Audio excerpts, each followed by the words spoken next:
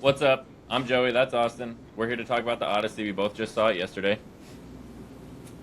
We did not see it in the way it was intended in 70 millimeter IMAX, We but will, we though. will be going to New York City to see it at Lincoln Square in the 70 millimeter to watch it again at the end of the month. So we're both excited for that. Well, Um, you ready to give a rating? yeah, right off Out the of five. rip. It's the rating out of five, so we put it on our letterbox. All right, you want a drum roll? Sure, put a drum roll. Are we gonna say it? Yeah. 4.5. 4.5. Yeah, it was 4.5. phenomenal, So dude. a 9 out of 10. Yeah, it was phenomenal. It Okay. was great. What were We your positives? both loved it a lot. You want to talk about pros? Pros? Yeah, pros, because there were so many. Okay. My first pro is visually, the movie is beautiful. The ocean scenes, all of the scenes of Damon on his adventures as Odysseus were just so beautiful. Dude, that was probably one of the most beautiful movies I've ever seen visually. And my number one positive was Agamemnon, dude. He's a The shitty oral person, farming? horrible person, but The oral farming? the whole time, and I was really hesitant about Benny Safdie being Agamemnon. I thought that the outfit looked too big in the trailer. I thought it looked goofy, but in the movie, dude, that was probably the sickest. Yeah, it He was looked probably really the cool. coolest character. Yeah. It looked really cool in the movie for sure, especially in the scenes where they open the gates of Troy. Spoiler and Agamemnon. Damn, that was my favorite scene. That was one of my favorite scenes. Yeah. Yeah. All right, let's just roll through the positives. So you go, and then I'll go. One positive: the storytelling of the whole movie. Each character in the movie has a different perspective of Odysseus. Like Holland playing his son, who he's obviously never met, only knows of his father Odysseus from what people have told him. But his perspective is that he's some war hero, and then Anne Hathaway's perspective. It's all different, but they're all telling these stories of Odysseus as we're seeing him go through these things. Yeah. I thought the way that was put together was great. I loved it. Yeah. Yeah, well, to go off of that, I just saw this thing that Christopher Nolan said why he put Travis Scott in the movie, and I think that actually like fits that perfectly. So he said that the reason he put Travis Scott and the reason that the first voice you hear in the movie is Travis Scott is because the stories of Homer were passed down orally as poetry. And by having someone like Travis Scott, who's like a modern day like poet, like rapper, it makes a lot of sense. I was like really down on it. I thought it was a horrible idea to put people like celebrities in movies that like that, but I thought that was really good. And then how they displayed every single person's like oral, like Menelaus, like John Bernthal, how he was explaining the story of Odysseus, and how everybody's pieces of the Trojan War all fit together. And then as Tom Holland was trying to figure out who his dad was, when he, spoiler alert, well, I mean, if you read the book, it's not really a spoiler, but when he meets Odysseus, he knows who he is and the quality of a person he is by all of those stories that he heard. So, yeah, it was really good. Yeah, that was one of my favorite parts. Just the individual characters being able to tell the story of Odysseus while we're watching him go through all his challenges that most people know from the book. Yeah. Was great. I thought Matt Damon, Odysseus, was fantastic. I thought Pattinson was great. First of all, ripped as hell, too. Unlikable. What? I said ripped as hell, too. Oh, yeah, he definitely hit the gym Yeah. before doing this role. I thought Pattinson was great. I thought he was so unlikable in the movie, which was it's great. great. It almost a little bit reminded me of his performance from The King. Oh, yeah, it where he did. played, where he's kind of just so good at playing a cowardly character. It's kind of funny how he was opposite Timothy Chalamet and now he's opposite Tom Holland. They're both kind of like the same physique, stature. So, yeah, he played that really well.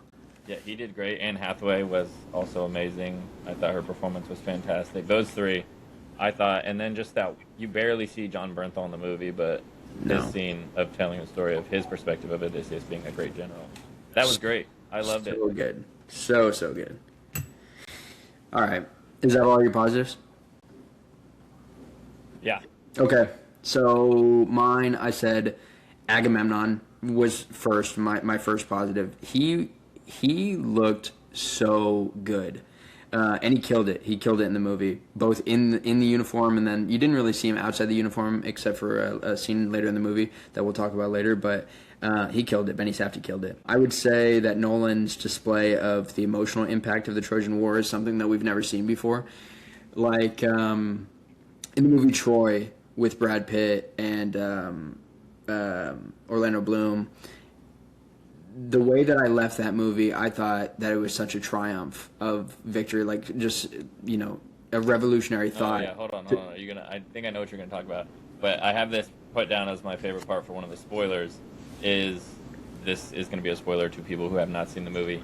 To cut you off, the humanity of Nolan to Odysseus' character, especially the entire movie, you just hear how great of a war general he was and how he conquered Troy through the wall. But his speech to Anne Hathaway at the end was the absolute best part of the movie, where he talks about how while he was seeing those people cause all that harm to the inside the gates of Troy after they let the gift inside their home, Crazy. was just the best thing I've seen. And so Yeah, the destruction of Zeus's rule and how warfare has literally changed ever since then. I mean, it never was the same because they broke, Zeus's rule, which is horrible. And yeah, his explanation to Anne Hathaway, I mean, his dialogue to Anne Hathaway in that final scene was one of the best. I mean, that's another reason why on the island with Calypso, she was saying that he wasn't ready to go home, and he wasn't, probably because he was so embarrassed and ashamed of what they did. And when they, that scene when they killed Zendaya, and who was actually Athena. That kept replaying in his head, and spoiler. But no, it was phenomenal the way that he displayed the human emotional impact of war that we've never seen before. They didn't express that in the Odyssey, and they didn't express that in the Troy movie too. It was just I think that was definitely phenomenal. Showing off a little bit.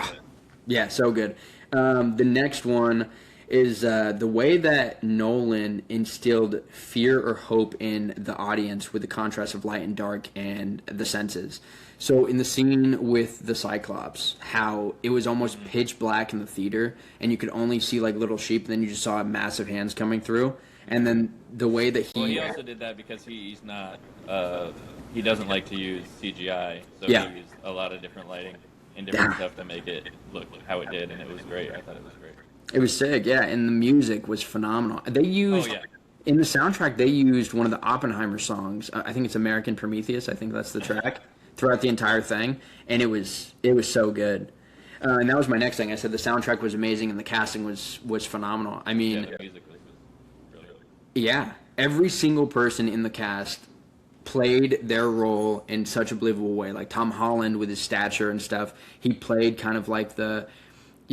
Something that I thought of was in the scene where he didn't really know how to fight, but then also his dad wasn't there to teach him. And so he played that so believable. He wanted to be king, but he was still just a boy. And Anne Hathaway, opposite to him, called him out on it. And then you got Robert Pattinson, Matt Damon, who played phenomenal. John Leguizamo as the blind servant, absolutely insane. He was great. Ah, my goodness. And the scene with the dogs, it just highlights Odysseus, how even the dog was just staying alive, fighting for his life to try and see his master one more time. I thought that was great. Yeah, it was so good. Those are all, and then obviously the inclusion of Travis Scott. I was really down on that until I actually saw the movie, and then I was. He wasn't in it that much when he was in it. He was in it the opening scene, and then later on when Odysseus comes back. Yeah, no, I really liked it though. I liked him as that modern storyteller dynamic. It makes perfect sense. All right, negatives. All right, we can talk negatives. I thought the beginning of the movie kind of dragged. The dialogue seemed a little forced with Tom Holland and some of the other people talking throughout the beginning.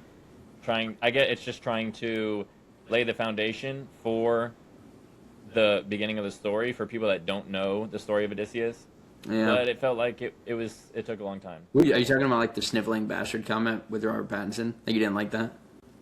Oh, I thought Pattinson was great. I thought at the beginning of the movie, Holland, I don't know. It didn't flow as well as it could have. I thought he was kind of forcing it a little bit. Yeah, yeah. Okay, was that it? Was that your only negative? No, no, no. It's kind of a negative and a positive. In the actual Odyssey story, there is a lot more magic. Yeah, yeah, oh yeah. So I we got don't that too. see that in Nolan's adaptation. We see Cersei. we see the Cyclops, Yeah. and we barely see the Sirens. Yep. But that's about it. I thought that he focused more on the humanity of Odysseus rather than the actual tales. I mean, we hear about Poseidon and Apollo, and we see the Hades Yeah. part where he speaks to the dead. But in terms of magic of the Odyssey, there's a lot that he could have added that he didn't. Yeah, there was the bag that wasn't included in there also. The bag of air that wasn't included, yeah. Yep, he kind of focused just on the character and the story of Odysseus without trying to use... And I think that goes along with trying not to use CGI. It's hard to incorporate those aspects without putting CGI in the movie. But Yeah, I actually liked it. I mean, obviously there was a little bit of magic from Cersei and the Cyclops and the giants and stuff, but I really liked that as just a human tragedy movie.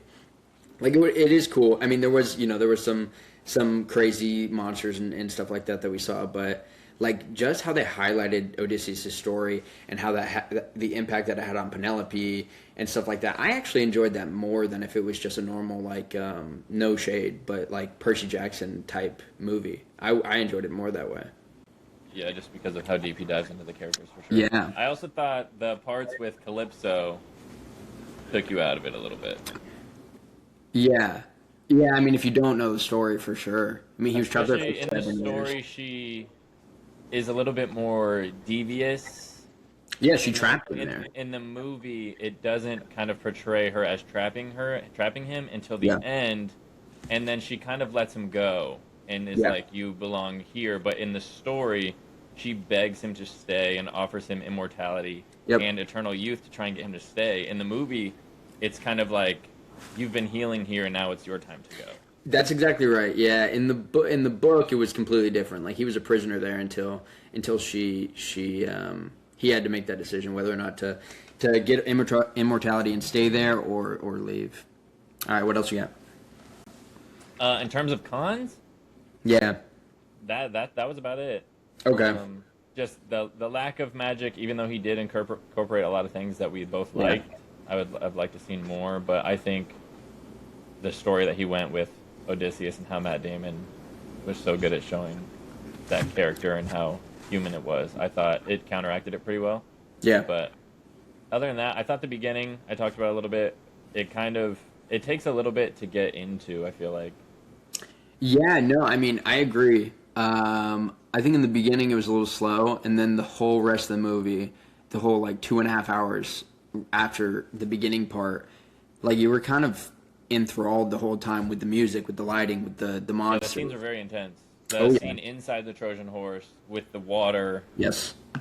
and the people drowning, very intense. The scene after the Apollo's island Zeus. of Zeus and Poseidon destroying that ship I would say the lightning was so much. with the like, flashing of the lights. yeah, Like, that was oh nuts my nuts gosh. because it was insanely bright. Yeah, constant flashing of the lights, Yeah. constant loud storms going on. I thought that scene was incredible. Yeah. Now let's talk about. Wait a second, I got my negative, son. There we go. Okay. I don't have that many. I said, I think honestly it could have been. I loved it. I thought that if you're not a casual, that it could have been longer, because some of the islands that they went on kind of got brushed over, like the little girl and the Laestrygonians, the giants. That got brushed over. Like that was a whole. If they would have went into that could have been a whole movie, because like they actually go into the island. They don't get ran off like that.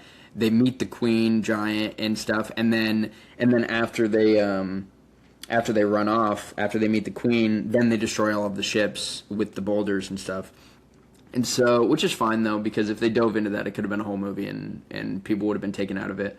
And then the only other negative that I had, and it's kind of I have one more. okay, it's kind of outrageous, But because they did so many backstories like of the Trojan War, it would have been sick to see Achilles getting killed.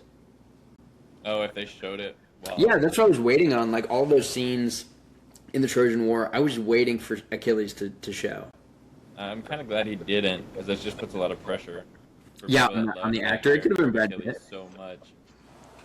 Right. Yeah, You bring gotta, back You have to choose somebody to portray him that is loved and fits the role, and also Brad Pitt, man. on screen. Yeah, Brad Pitt. They could have chose him. One more negative is after he leaves Calypso's island on the raft, he gets back home in like a day. Yeah, well, because Poseidon's not working against him. It's true. Like the whole time, it took him 10 years to go. Like literally, like Troy to Ithaca is like just a roundabout of the island. But it took him 10 years because Poseidon just kept pushing him in different directions into different islands. And he wound up so far away from his home, and he hops on this little raft that breaks on screen. Yeah, and then he's home in a couple of hours. Yeah, yes. Yeah, exactly. That's true. So that's true. Not that big of a deal, but yeah, just to kind of speed the story up, that's kind of what happened. So okay, let's talk about where does the Odyssey belong in Nolan's filmography? Where would you have it? Bro. Okay. And you're going to say it at the same time? Do you want to say it in the same time and then we list our list? We could do top 5. Is it in your top 5? It's in my top 5. It's in my top 5. So do you want to say where it's at at the same time? Yeah, let's say where it's at and then we can dive into our lists. All right, go. At the same time? Yeah, go. All right. 3, 2, 1, 3. Third. Third. All right, what's your list? Top 3 or top 5? Top 5. Oppenheimer. Okay. Interstellar. Okay. The Odyssey. Inception. Prestige. Okay. That's crazy that The Dark Knight's not on there. Yeah. Okay, yeah, my list, my top 5, Interstellar, Dark Knight, Odyssey, Inception, Oppenheimer. Low on Oppenheimer. No, yeah, I mean, Oppenheimer was phenomenal. Like, it was really good, but in terms of, like, movies that have stuck with me, like The Dark Knight and Heath Ledger's performance as the Joker, I know Joaquin Phoenix also did a really good job, but just his performance in that movie makes it, like, one of the best movies I've ever seen. And Interstellar with Matthew McConaughey and Timmy is... Yeah, that one's going to be hard to beat. I thought that the dialogue in the story of Oppenheimer was the best thing he's ever put on screen, and then followed by Interstellar. I don't know, dude. I can't believe your Oppenheimer is above Interstellar. Oppenheimer's... Dude, the relationship between Matthew McConaughey and Jessica Chastain as his daughter was way better than anything in Oppenheimer. No. I mean, what? In Oppenheimer alone, his story, and the beginning of Oppenheimer with the soundtrack by Ludwig Göransson. Yeah. No, it's phenomenal. But no, honestly, it could be recency bias, but that was probably one of the best, well-made mix of dialogue and action out of any movie. And that leads us to the next question. Where does it rank among other movies this year? What do you got? Favorite movies this year? Yeah, where does it rank? It's probably at the top, followed by Project Hail Mary and Obsession. That's hilarious. That's what I said. I said Odyssey is number 1 and then Project Hail Mary. Yeah. It's going to be hard to beat the Odyssey in terms It's just hard to beat Nolan's use of movie of the year. No, I mean his use of his directing, the writing, the dialogue. I mean, okay. Let's move on to spoilers. Favorite scenes, what do you got? We've already been talking spoilers. We have been spoilers, but all right, favorite scenes. Favorite scenes. The best scene in the movie is the speech to Anne Hathaway. That was phenomenal. That's the best scene in the movie. That right was phenomenal. before the challenge where he's talking in the third person and she doesn't know it's him yet. Yeah. And you see the flashbacks in the story of the Troy. Also, Bernthal at the table with Tom Holland talking about showing how they got through the horse, and just the way he explained it was great. Those are my 2 favorite scenes, and also I mean, obviously the fight at the end was Yeah. great. Odysseus against 20 suitors in his house. He's a badass, dude. He was such a badass. I have so many. I would say my favorite scene all time was when Matt Damon, Odysseus, was trying to string the bow, and he strings it, and everybody like gets quiet, but Anne Hathaway starts to walk away because of something that happened before, and then he flicks it, and and it goes completely quiet, and then he just easily shoots the bow, and it lands, and then she knows what's going on, and she closes the doors, and he just fucks everybody up.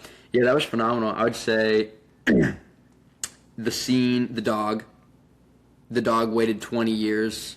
Yeah. Like stayed alive for 20 years, and then the very moment he saw Odysseus, he died. He passed away. Yeah. That was hard to watch. We hate seeing stuff like that.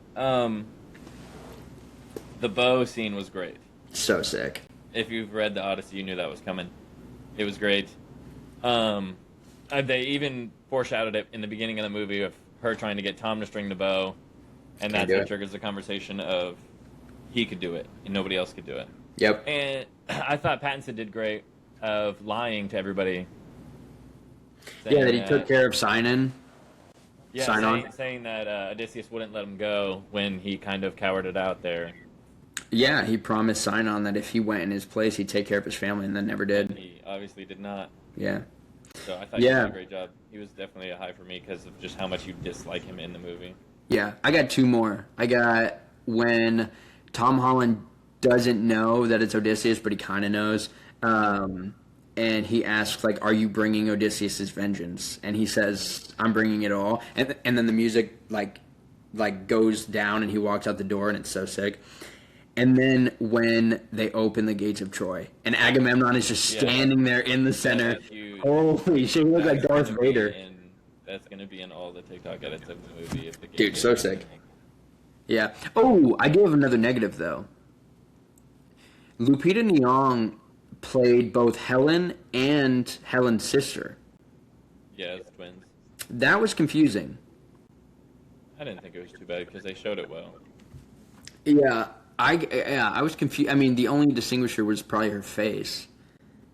Or Helen. who she was with. Yeah, Helen. Yeah, that's what I was confused about because Menelaus was showing Helen, and then obviously her face was destroyed, and then when Agamemnon went back, he got killed by his sister. Yeah. She also says her twin sister. Oh, she does? I didn't hear that. Yeah, she does.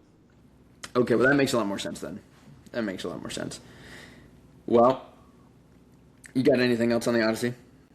Oh, wait. We both loved it. 4.5 out of 5. It was top top 3 Nolan for me. Without a doubt. Probably going to be the best movie of the year. The only thing I could see probably beating it is Dune. Spider-Man and Dune. I don't think Spider-Man is going to be as... Dude, Spider-Man... of the Odyssey. Well, maybe not dramatically as good, but like Marvel's been fucking up a lot lately. Like a lot of their movies lately have sucked, but Spider-Man for them has always been bangers. You know. No, it was good. Yeah, that was phenomenal. But I don't see Spider-Man being on the same level as the Odyssey in terms of an actual movie. Yeah, they're different. Yeah, they're completely different. As a comic book fan, sure. Yeah. But in terms of an actual movie, that's going to be the best movie of the year. That's going to be nominated for the Oscar. Dune. Yeah, well, no, Odyssey's going to win all the awards. Yeah, Odyssey will win all the awards because for some reason Dune never wins awards. I could see myself putting ahead of the Odyssey this year is Dune 3. Dune 3 is going to be insane. But for some reason, Denis always gets screwed when it comes to awards with Dune.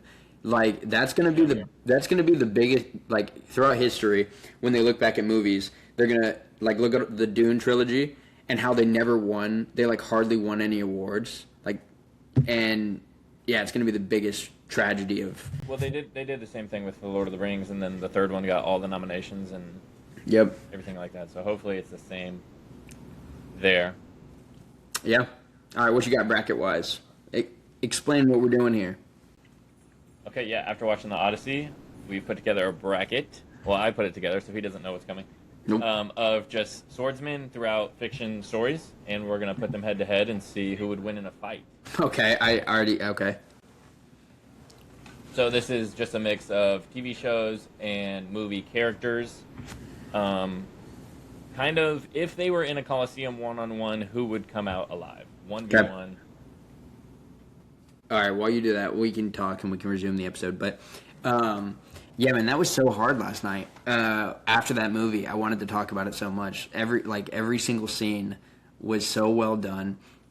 And what I'm really excited for is at the end of this month, Joey and I are going to New York City, and well, just to hang out. But in that time, we're gonna go see the Odyssey in 70 millimeter, and then we're also gonna see Spider-Man while we're down there.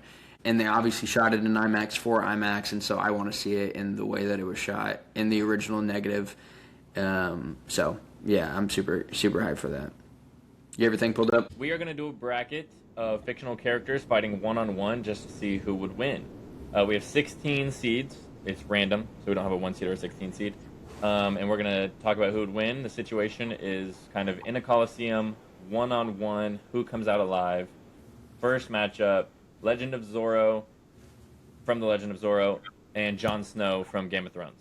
And I don't know any of these. Only Joey knows these. So it's completely... Yeah, I'm in the bracket. He doesn't know any of the seeds, but I think I'm leaning Jon Snow here. It's not even a question. It's Jon Snow. The Legend of Zorro is great. It's a little campy. He's not Jon Snow, though. Jon Snow is so much aura. In the Battle of the Bastards, Jon Snow was going to take on he would have died, but he was going to take on the whole army. No, and then... No, Jon Snow's just wiping that dude. It's not even a question. Yeah, we'll move Jon Snow forward for sure. Okay, the next one is Conan the Barbarian against Geralt from The Witcher. Geralt. Yeah, Geralt for sure. Yeah, Geralt. Conan's great, but Geralt, the scenes in The Witcher...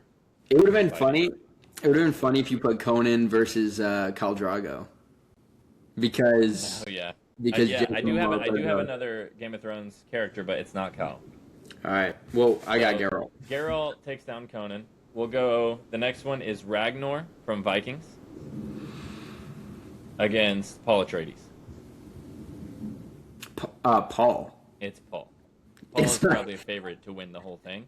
It's not even a question. Well, he can literally see the future, but yeah, it's Paul. Ragnar's great. He has Paul in which movie?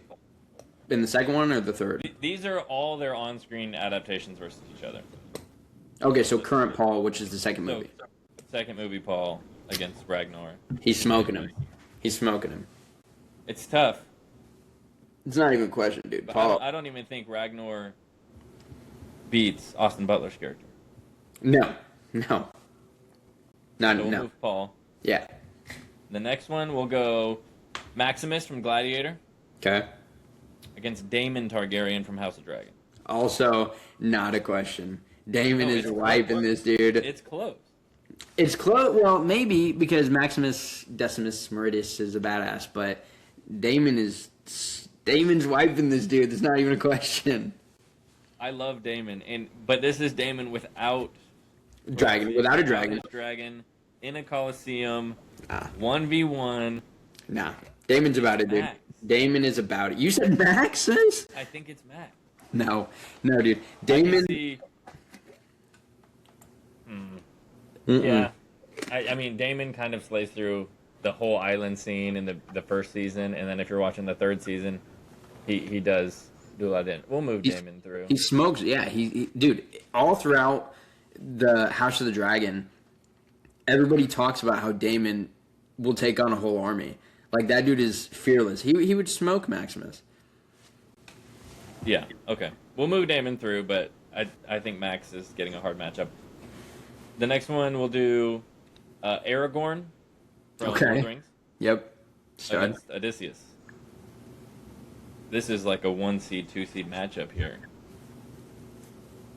Aragorn's great. Very, very good. We just saw the Odyssey. Okay. I'm going to say Aragorn. Yeah. Because Odysseus, while he was an extremely good fighter, he was renowned for his mind. Like the planning of the Trojan horse, and I mean, that last fight scene in the Odyssey kind of goes against that thought process. But I think mostly he was just a tactical genius. I mean, he was a good fighter too, but tactical genius. But Aragorn in The Lord of the Rings was something crazy. Yeah, I would agree. I love Odysseus. The Odyssey was great, but he's going to have to leave early. That's just an unfortunate first round matchup. That's tough, dude. That's a tough matchup. The next one is Inigo Montoya from Yeah. The Princess Bride Okay. going up against the bride Beatrix from Kill Bill. I don't think it's that hard. No, I mean, Inigo's great. Okay, good. Okay, good. Yeah, it's Kill Bill. Yeah. It's Beatrix. Yeah, no, it's not even a question. I mean, that was more of a comedy anyways, and he kind of got smoked every single time he fought. So, yeah. Yeah, the things that we see Beatrix do in both Volume 1 and Volume 2 are insane. She's Stud. also probably a favorite in Stud. this. We'll go Jack Sparrow against Leonardo from the Mutant Ninja Turtle. Leonardo. He has 2 swords. Yeah, he's a Yeah. turtle though. I mean, what's Jack Sparrow? I mean, Jack Sparrow does fight in those movies pretty well, but it's Leonardo. yeah. And it's also they're on screen, so it is Johnny Depp's Jack Sparrow against, I guess, the live action. Yeah. But, okay, we'll move on. Leonardo will go through. We'll go Achilles in terms of Brad Pitt, and then William Wallace from Braveheart. Ooh. Dude, these two that's two extremely hard matchups. I mean, I think No, I have a favorite for the entire thing. I think Achilles is smoking him, but I think Achilles is low-key my favorite all the way. Yeah. Unless somebody's got a bow. Achilles is going to win this matchup against William Wallace, but I don't know if he'd be the favorite. We'll move on. That's all of the seeds. We'll go to the second round. We have Jon Snow and Geralt from The Witcher. I hate to do it. Geralt. I hate to do it. It's Geralt. We love Jon Snow. They butchered him in season 8, but it's Geralt. I don't even want to get into the last season of Game of Thrones. That's ridiculous. Our next matchup is Paul Atreides from Dune or Daemon Targaryen. I think if we're doing like a Coliseum type matchup, I think Paul's got him, yeah.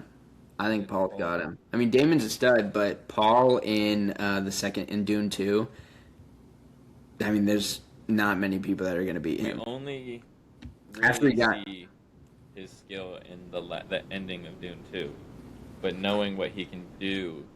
Well, he tapped in. Don't move, Paul.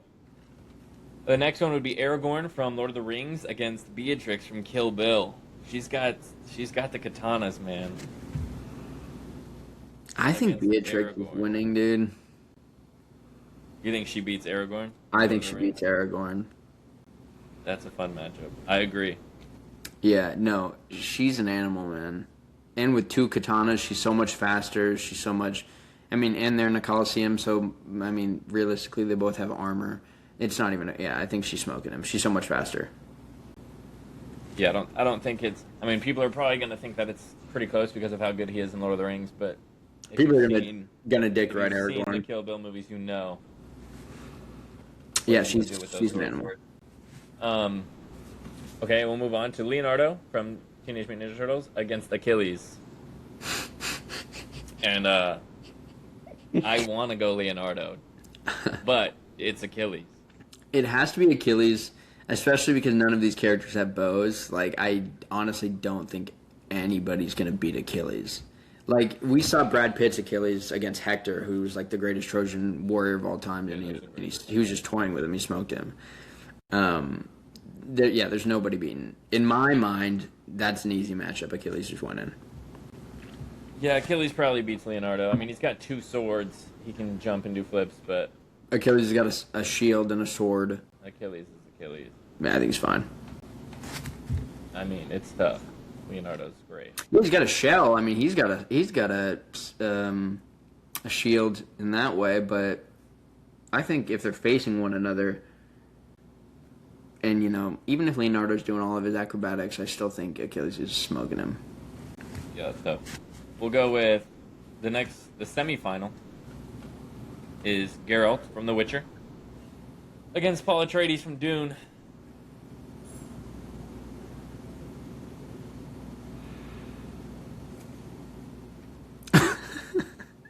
I mean, I think Geralt is a Witcher, and his scenes are insane.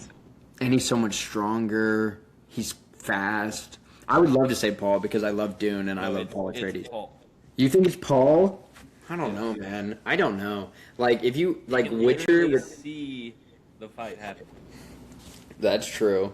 And okay. Here's another thing that we haven't really taken into consideration is that are they rocking their on-screen armor? Yeah. Oh, well then Paul's beating everybody because he's got the armor that you have to go slow in order to get through the shields. He's beating everybody. No. Oh. Not that. Oh. Okay. Well, still, if Paul doesn't have that, I mean, yeah, he can see into the future. This is a really tough one because Geralt's so much stronger. He's really fast. We're only thinking about Henry Cavill's Geralt, though. Paul's fast. This is a tough one. I'll leave it up to you because this is such a tough one. Yeah. I mean, The Witcher's tough, but That's a really tough one. Anybody that's like really big like that and fast, it's such a tough matchup. All right, so Atreides is in our final, and our last matchup is Achilles and Beatrix. Achilles. This is the ultimate matchup, dude. Achilles versus Paul. Yeah, it has to be Achilles because she doesn't know that the ankle is the only thing that can kill him. That's why I think. But Paul would know. But Paul would know. It has to be Paul. And it has to be Paul beating Achilles because Achilles, greatest warrior of all time, but Paul can see things and he would know that to go for the ankle, you know? Yeah, I think that's Yeah. fair. Achilles is fantastic, but we see him taken down by Orlando Bloom's character. That's what I was kind of hoping to see too in the Odyssey movie. I really did want to see him getting. What's going on with you? We're gonna have to cut that. I don't know. No, we don't have to cut it. No, I think Paul's beating Achilles. As much as I hate to say it, as much as I love Achilles, I think Paul's beating him. Yeah, he can see the future. He's gonna win every fight. Yeah. Yeah, Paul Atreides. Paul Atreides for the dub. Oh wait.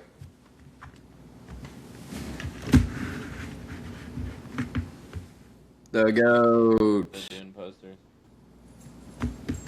Yeah, GOAT. All-time GOAT. He's a stud.